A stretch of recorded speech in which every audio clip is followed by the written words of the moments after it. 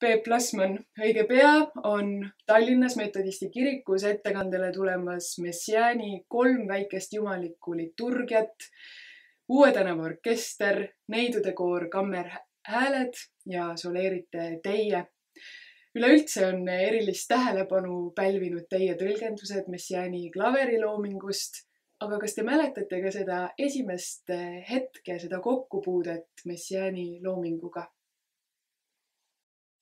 Ega ma täpselt ei tea, millal ma esimest korda kuulsin, et selline helilooja on olemas. Ju ma ikkagi seda kuskil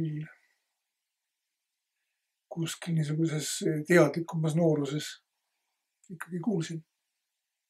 Sest meil õpetati ka 60. aastatel ju konservatooriumis ikkagi nii palju, kui läbi selle eesriide meile sattus. Ikkagi ka lääne kaasaegsemat muusikat. Aga esimest korda ma reaalselt puutusin kokku 1967. aastal viibides Varssavis sügise rahvusvahelisel festivalil. Ja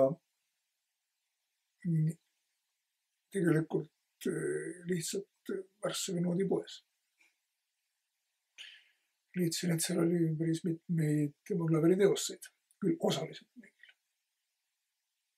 Nii et ma ostsin kohe selle vähese raha eest, mis meil oli.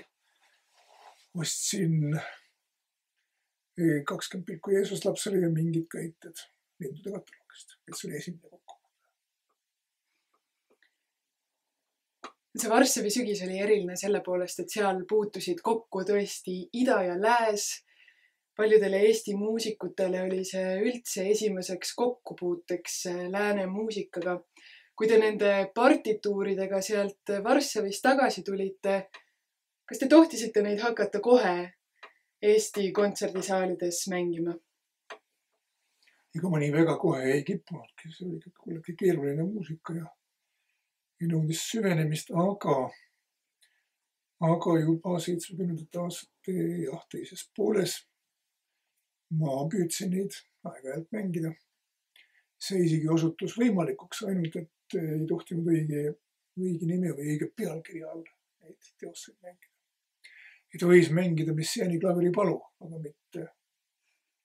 mitte mingeid jumala kiituseks loodud teoseid. Teil on Messiaaniga nii mõndagi ühist, näiteks ornitoloogia huvi.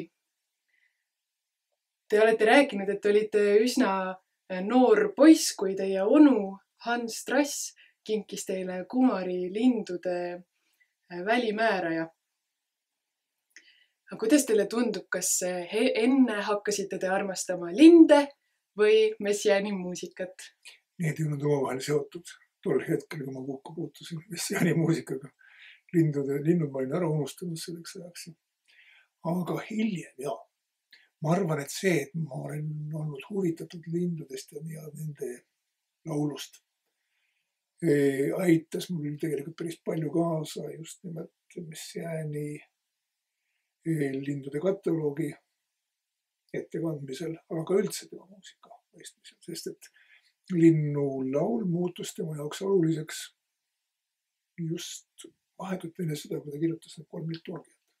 Ja seal on juba sees esimeses osas küllaltki palju linnu laulu. Mida on võib-olla eriliselt oluline pidada silmas Messiaani komponeerimistehnika puhul? No, tema kohta on isegi öeldud, et ta on helilooja, kes seisab justkui väljaspool Euroopa muusikakultuuri. See on küllaltki paradoksaalne mõtteavaldus, sest ta on ikkagi õppinud Pariisis oma prantslastest õpetajate käe all Pariisi konservatooriumis. On saanud väga hea nii mitme pillimänguoskuse kui ka muusikateoreetilised alused kui ka helilooja hariduse. Aga mingil määral on see õige. Mõtleme sellele, et ta oli sügavalt usklik katoliiklane, eks. Et ta vaatas maailma võib-olla ka muusikat laiemalt, kui tal ajal Euroopas kombeks oli. Et tal oli väga tõsine huvi hindi rütmide vastu, nii Bali kui Java Gamelani vastu, linnulaulu vastu. Ja need olid tema muusikas vaata tegelikult olulisemad kui mingisugused lääne muusika traditsioonid. Aga kui me tuleme selle teose juurde, mis kõlab nüüd teie ja Uue tänava orkestri esituses, see pärineb üsna keerulisest aastast 1944. Mida selle puhul silmas pidada? Tema jaoks enam ei olnud keeruline aasta vast. Kõige keerulisemad aastad olid 40–41, kui ta jäi vangi sakslastele ja veetis kusagil praeguses Poolas, mingisuguses vangilaagris aastakese. Aga ta sai sealt juba tulema 41. aastal ja siis ta sai ka kohe Pariisi konservatooriumi õppejõuks. Ja ta oli elu lõpuni seal õppejõud, nii et keerulisemad ajad ehk olid möödas, aga ma arvan, et need keerulised ajad olid üpris olulised tema muusikalise stiili tekkel. See esimene teos, mis valmis veel vangilaagris kvartett aegade lõpu puhul, see ongi see esimene võimas purse, loominguline purse, mis tuli ja hiljem tegelikult seesama 3 liturgiat ju jätkavad seda liini. Nagu ka 20 pilku Jeesus lapsele, mis on kirjutatud samaaegselt 3 liturgiaga. Kuulajatele, kes tulevad Uue tänava orkestrit ja teid kuulama, mida Messiaeni muusikakuulajatele sellise ühe asjana kaasa anda? Kuulake vabalt,